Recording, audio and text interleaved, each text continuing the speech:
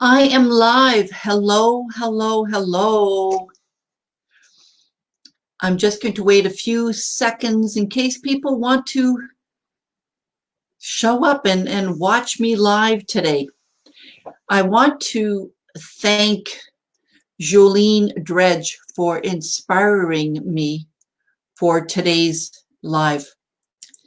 I've been doing a lot of lives lately and I wasn't exactly sure what I wanted to talk about today.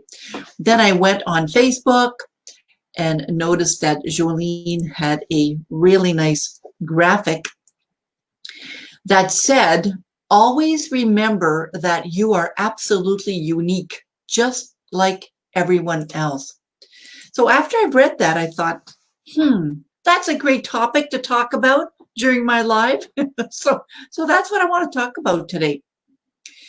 And I want us to start with thinking about, when did we discover that we were so unique? Hello. I didn't discover that I was unique until maybe a few years ago.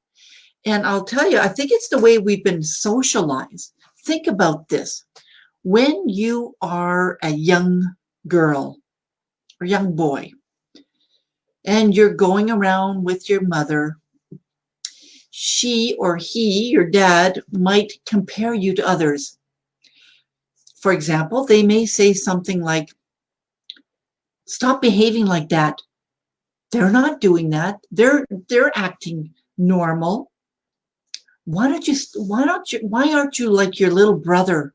Or why aren't you like more like your little sister?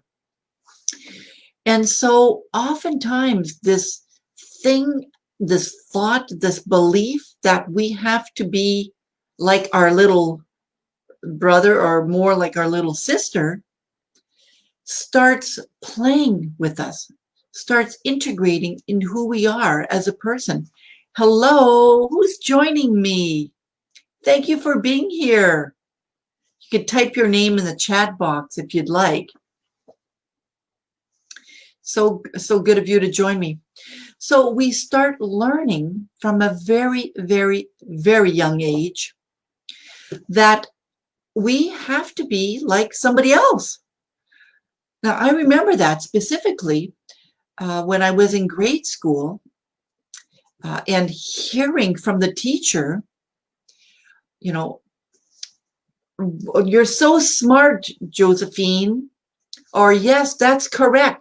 And I wanted to be like Josephine. Josephine is not really the name of the person, but I'm using that as an example. We heard messages along the way that we aren't okay just being who we are, that we needed to be like everybody else. I don't know if you can identify with that. So I grew up thinking that I needed to be just like everybody else. It wasn't just that I had to be. It was something that I needed to be. I needed to be good, just like everybody else. I needed to be just as smart as everybody else. I needed to dress just like everybody else. I needed to behave just like everybody else so that I fit in. And there is a certain age, and you can probably tell me what age. Hello. Oh, did you see that? I'm almost disappeared. Type your name in the chat box. I'd love to know who's watching me right now. And I'd like to know if you can identify with that, with what I'm talking about. So I felt as I'm getting older that I needed to be just like everybody else. And when I wasn't doing what everybody else was doing, then I would get looked at, or I would be told, oh, you're weird, you're strange. Can you identify with that? So when we hear you're weird, you're strange, or stop doing that, nobody else is doing that, you start really believing, and the beliefs start when you're a young woman, a young girl, I should say. The beliefs start when you're a young child because you've heard it from your parents, right? So you grow up, you go to school, you're told you have to do just like what so-and-so is doing. So you really start believing that you got to be like so-and-so. And so when you get older and maybe you get married or you start going out with people, you think you need to be just like the rest of the world. Can you identify with any of that? Hello, nice of you to join me. May I ask your name? You could type it in the chat box if you'd like. I'd love to see. Let me see if I could type something in the chat box here.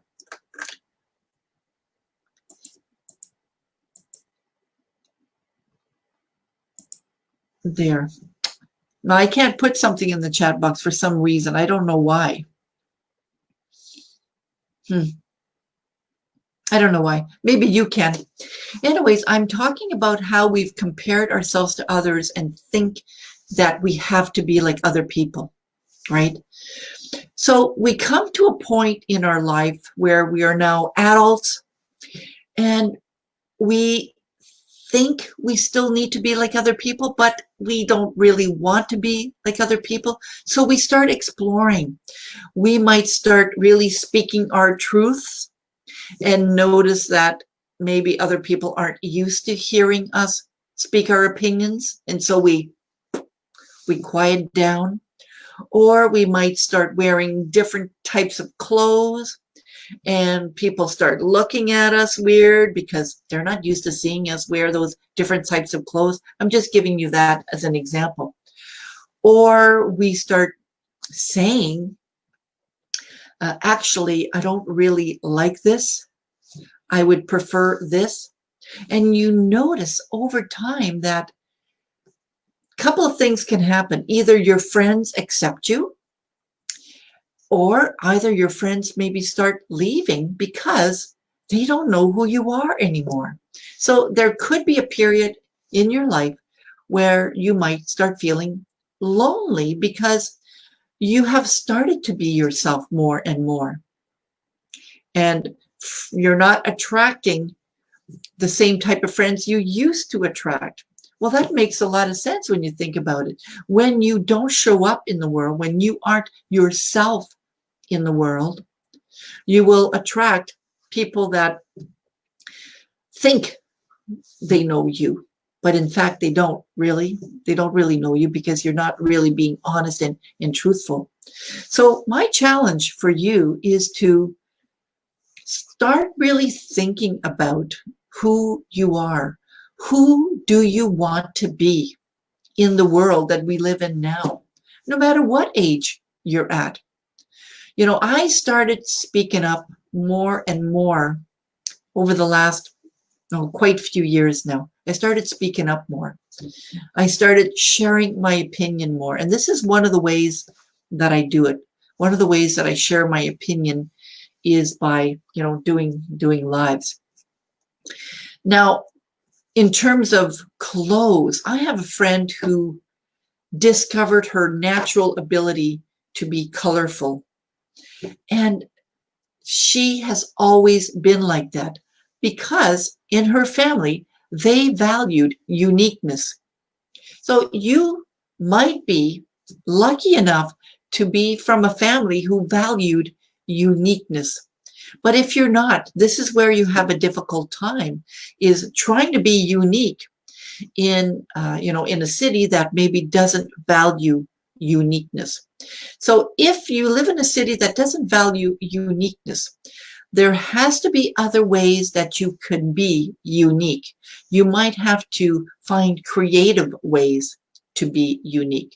You might have to find creative ways to express your opinions. Hello, thank you for joining me. I really appreciate that.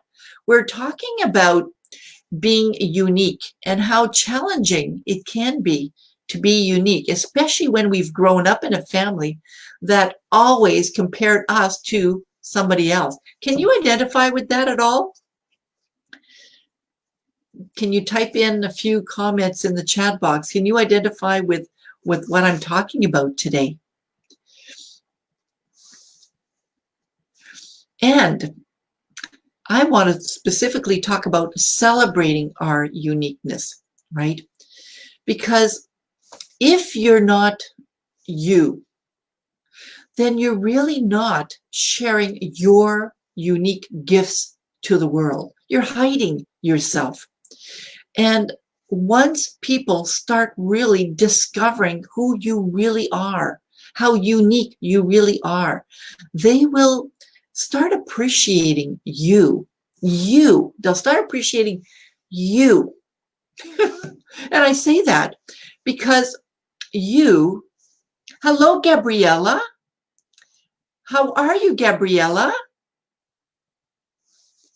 Thanks for being here. I could see your name. And I'm going to put that on there. Thank you for being here. Is it easy or difficult for you to be yourself, Gabriella? Hi, Deborah. Hi, Deborah. How are you? How do you celebrate your uniqueness, Deborah? Because, you know, we're all unique. How do you celebrate your uniqueness?